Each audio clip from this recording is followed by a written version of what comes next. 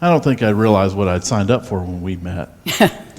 I knew pretty quickly there'd be some wedding bells, some white picket fences, and some kids. That future was pretty clear for me right away. I wanted those things for a long time. Now, maybe I wasn't super crazy about her dog, but even he grew on me after a while. I had a vision of that same picket fence, the kids playing. I wanted some chickens to be inside the fence too, and the dog, well, he was non-negotiable. He was my first baby, and I knew I wanted to be Mama actually. I yearned to hear that name. It was never really a question. And when we were blessed with my pregnancy, our world changed for the better. I always knew she'd be a great mom, no doubt about that. I wasn't 100% convinced about me, though. What neither of us imagined when picturing that home tucked behind the proverbial picket fence was who would be tending to it. That mom, the role that is traditionally held by a woman, you know, me, would be heavily fulfilled by him. Just call me Mr. Mom. It wasn't really the plan, but life doesn't really happen as planned.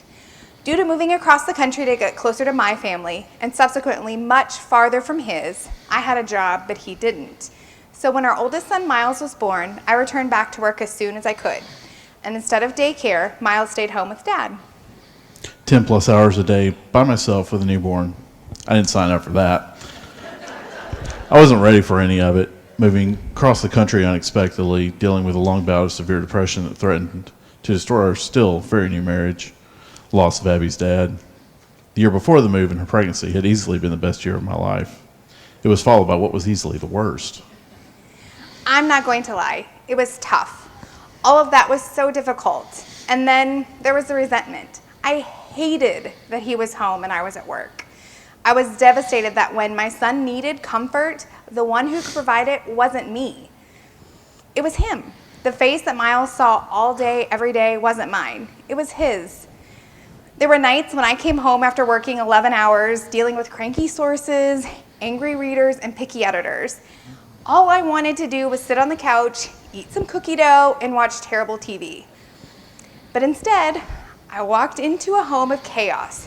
Bottles everywhere, no dinner, and a baby who only cried during that 1 hour that he was awake while I was home.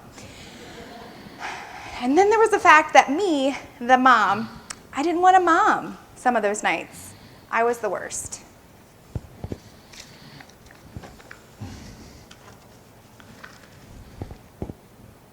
The whole Mr. Mom thing kind of bugged me. I was dad. I just happened to be dad that was the primary caregiver. It's 2016. We're still so hung up on these antiquated concepts of the mom staying at home and the dad going to work. It kind of annoyed me when I would hear those comments at the grocery store. "Oh, what a good dad," they would say. Why? The act of merely taking one's own child out of the house doesn't deserve any praise or celebrations. Stay-at-home moms do this kind of thing all the time. Working moms do it too. Do they get any extra recognition for it? And while he didn't need praise for doing what it is that parents do, I also didn't deserve the self-loathing and guilt that I gave myself for not playing the traditional mom role. I had to remind myself that we were giving our son amazing opportunities. He got to bond with my husband, and we were teaching him that there aren't these rigid gender roles. Men could stay at home and be the parents that are giving care at home, and women can be strong leaders in the workplace. For nearly all of Miles' 4.5 years on the plant, I've been the one who kisses his bobos, greets him when he gets off the bus from school, answers the 8 million whys a day, makes his peanut butter and jelly sandwich, and ignores, while quietly documenting for posterity's sake, the silly, inane reasons for his tantrums and meltdowns. Yesterday it was because the green beans were too green. With the addition of a new little man in our lives, a little more than a year ago, we've done it all over again. Michael spent those early days figuring out Owen's secret to soothing and lining up the bottles for those endless feedings, and all this while entertaining, caring for a preschooler with infinite amounts of energy, and who is more stubborn than me, which is nearly impossible, guys. And me, my mom's laughing, and me, that guilt of not being enough has returned. My connection to my son has come in the form of 20-minute breaks that I took every 3 hours to pump breast milk. With the whining of the pump in the background and my iPhone in hand, I owned my role as mom. This was something that only I could do. Although I couldn't be there with him during the day, I was still providing him with something, nourishment, and that felt good. I'm going to let you in on a little secret. I rarely feel like I've done a very good job at home.